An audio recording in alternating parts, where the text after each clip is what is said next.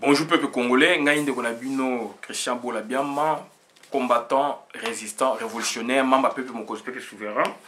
Donc, tu y es qu'on parlait le na ba manœuvre, ba marge de manœuvre du président nommé. Président transitoire. Donc, Ngolo Banini, Félix Tshilombo, Tshisekedi, c'est un président tampon. C'est un président transitoire. Donc, il est là pour permettre au Tutsi donc de se réorganiser autrement pour qu'ils reconquièrent, n'est-ce pas, leur pouvoir plus tard.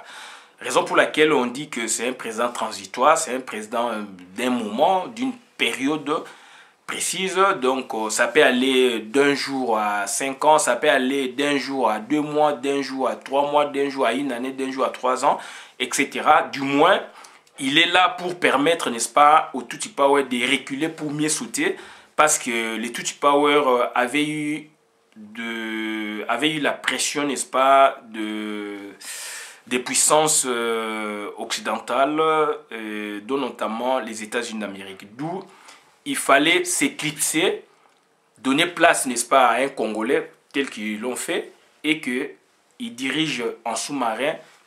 Demain, donc, ils peuvent toujours revenir au pouvoir. C'est un pouvoir, c'est un président tampon, c'est un président qui sert, n'est-ce pas, à leurs intérêts. Donc, Bandeko Nangaï, ce président a marge à manœuvre Mwandambu. Marge à manœuvre Mwandambu, marge à manœuvre Engi Kolbanini, ils ont ensemble de possibilités matérielles, etc. grâce auxquels on peut faire face à une situation donnée.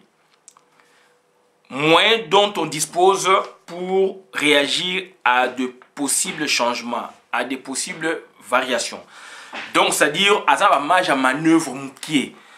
Boza komona lelo yo, aza ko sala théâtre, président nommé Félix Antoine Tshilombo, aza ko sala théâtre, batu ba komi ko comprendre mingi te. Tu vas comprendre les mingi te makambo yazo sala mingi bazali pe ko comprendre menandenge mususu ça dit ba tche bat na moi flou ane ezali ezako uta pe zo uta na accord ya Nairobi ya on a expliqué bino moi mke donc c'est à dire baza il y a na accord à Nairobi il y a face A na face B. Face A au bomona qui publiquement ba signer qui ba laxi bino na mokili ba signer on na Kenya ya on mon président Kenya est obligé aya pour honorer reconnaissance sur la salaire qui est pas naïe. Ça c'est de 1. Deuxièmement, face bende ba comme l'accent aussi puisqu'il y a eu erreur quelque part.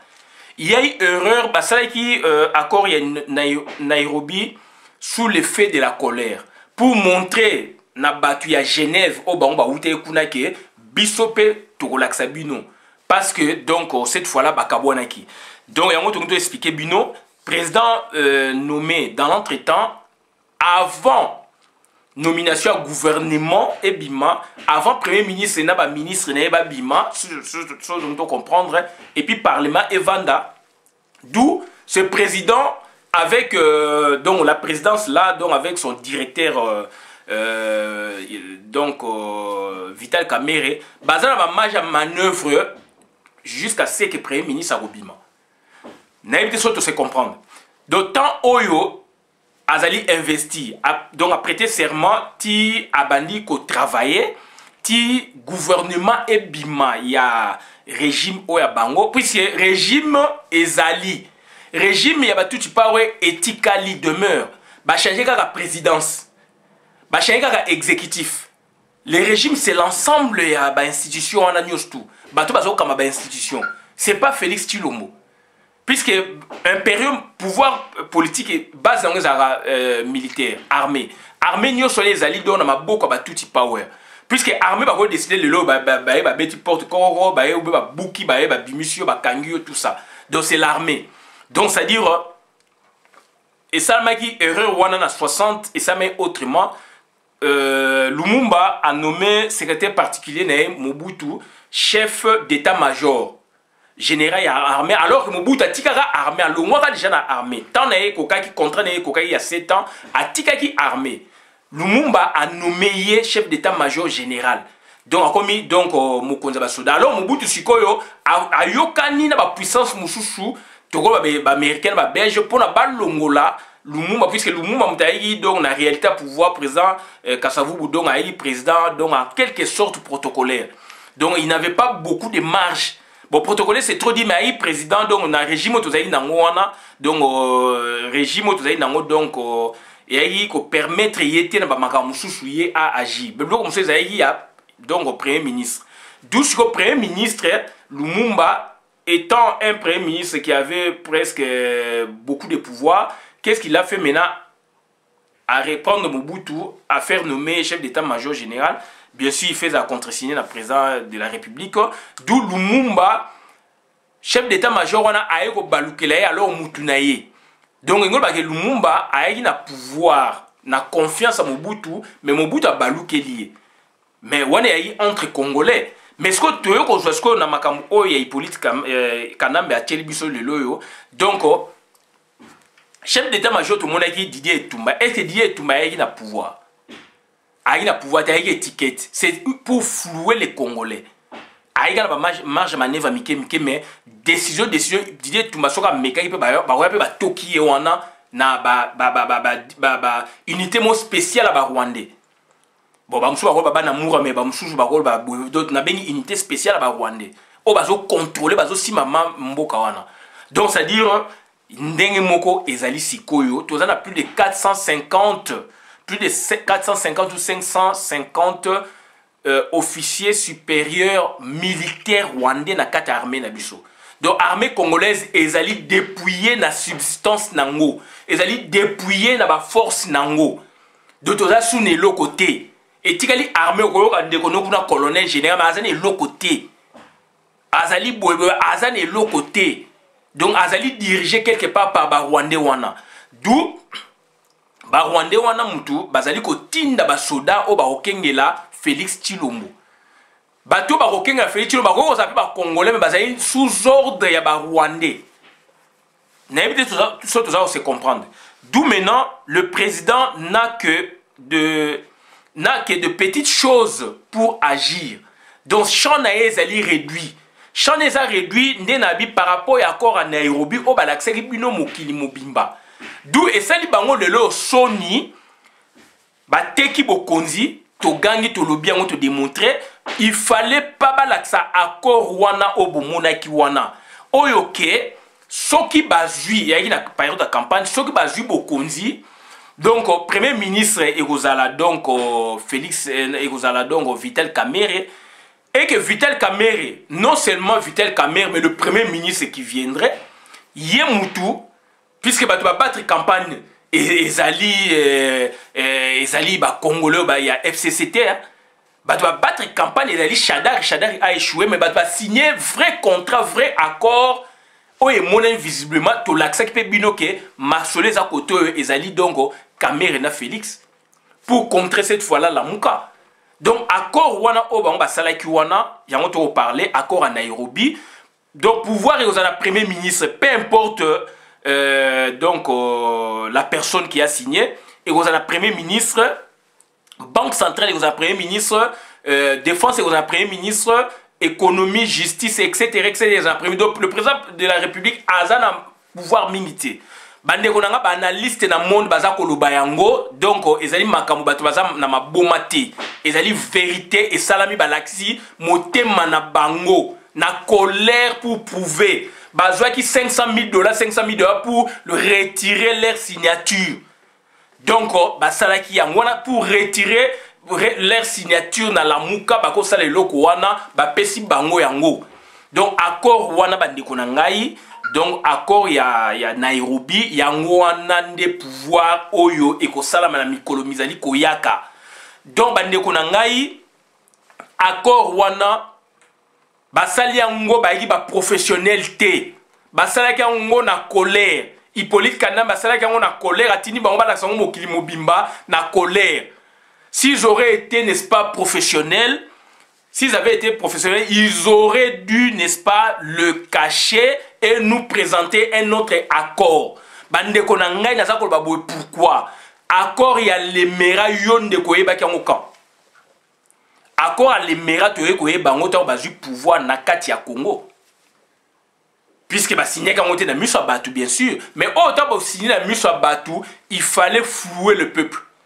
Puisque politique est comme un art, il y a mensonge. C'est qu'ils ont fait le mensonge, mais mensonge, il y a ma belle chouchou. Donc mensonge, il y a moins malam, il fallait flouer encore le peuple. Qu'on a ça accord moro à peu près équivalent na ya la mouka. Pour que le peuple évanda, pour que l'opinion nationale et internationale balo balobite. Et mais, bateau bo signer na bango bo signer biloko en double, moko bo garder secret le vrai accord à Nairobi, oyo bolinge ko c'est la politique, oyo batou balinge ba comprendre était na terrain. Ils ont tout dévoilé de leur substance, de leur pensée active. C'était sous le fait de la colère. Hippolyte Kanambe bota ndenge azali ko agir. Constitution ezali mazo sa makao mususu. Na yebisa bino azo sa accord à l'Emera. Peut-être dans le bibongo puisqu'il y a l'accord l'Emera o to moni e bimi pe na mikanda bien après que AFDL vandi. C'était trop tard déjà. Bato bimi so ça bato ba comme dessus, bazu position bien te ba comme ko bimisa na ba internet. Mais du moins ba yokana kina na yebaki accord à l'Emera contenu nango. Donc, donc, balakisi ke bazali ba professionnel politique te. Hippolyte Kanambe n'a pas vanté, mais c'est un professionnel politique puisque ce qu'il a fait, politique qu'il a appliqué dans le Congo, ça n'a rien à voir dans la constitution, ça n'a rien à voir, il n'a même pas un projet.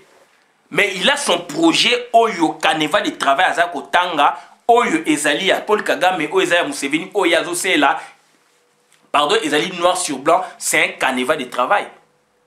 Cahier de charges to go benga. Donc ba terme de référence donc azala biloko oyo ke na anu na kosala boy. Anu na kosala boy ezali noir sur blanc. Et komami na ba partenaire oyo sela oyo ala kisi binote akolaksaka pe binote. Mais Félix Tshilombo na Vita Kamere bateki am na bango bateki bokonzi bateki secret à tout power. Babimisi accord à l'Emera na Hippolyte Kanambe cette fois-là il y a une colère ba produire en haut au grand public.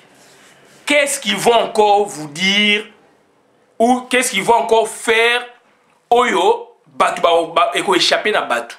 Oyo ko ça plus pire que accord wana à part les tueries. Donc accord wana demeure. Donc c'est leur pensée politique active au Félix Tshilombo Barosé là, na régime Oyo, na présidence Oyo. Puisque le régime demeure. Oh, tu es allé dériver à régime ya Hippolyte Kanambe. Cette fois-ci, mais Babimisi, on a mis sur Batou pour prouver alors c'était sous le fait à colère, Bamiteki. Yango yo nanga yo peuple, opinion nationale internationale, Baminde Baza Kolobelango, Azali na bokonzité. Et maintenant, ils allaient frustrer même hier, président donc protocolaire. Bonjour Hollandaïe, oui, c'est normal, mais Azan a pouvoir te. Voilà la différence. Oui, Salami, Yango Monisiko, Bakoum Kolaksa Buno, Makamususu, Félix Tshilombo en tant que président, il y a République nommée. Nazolo va bien avant sortir du gouvernement. Avant primature, premier ministre Bimana, gouvernement na Epeba, Bandi Mayango. Barumo la Sabino Nini, président de la République, a interpellé le ministre Boé, a interpellé le ministre Boé, a interpellé dignitaire Boé, a interpellé Boé. Bande konanga nazolo ba akosala eloko moko te. Pour batouana basela ki Hippolyte Kanambe basela tout power. Ce qui est Félix a dépassé limite. Batouana ba komona Hippolyte Kanambe, ba komona Jeannette Kanambe, ba komona Paul Kagame, pour musu pouvoir na bango utili banda, ba komona Museveni Félix a otika bango. Akokanga bango te attention akangi bango ko za fantaisie c'est-à-dire moment oyo ba pese marge ya manœuvre pour balaksa quand même que azali président balaksa quand même que balongola bino na mitu accord ba bimisa ki ba tekaki am na bango yango na bi donc face B accord yango ba komo kolaksa sikoyo que on a la présidence on a droit de se décider etc puisqu'il y a absence ya gouvernement puisque présidence exécutif et zaranini président de la République, n'a gouvernement. C'est ça l'exécutif. Donc on a une partie exécutive, la présidence est là, il manque maintenant le gouvernement. Quand le gouvernement sera là, c'est le gouvernement, le premier ministre qui va, n'est-ce pas, interpeller qui il veut. Ancien ministre ou dignitaire, ça sera maintenant le problème, il y a gouvernement. Ça ne sera plus le problème, il y a présidence de la République. Bien que théoriquement, président de la République, c'est le chef de l'exécutif, alors que lui, en tant que chef de l'exécutif, son rôle est diminué, est amoindri par rapport à l'accord originel il y a Nairobi.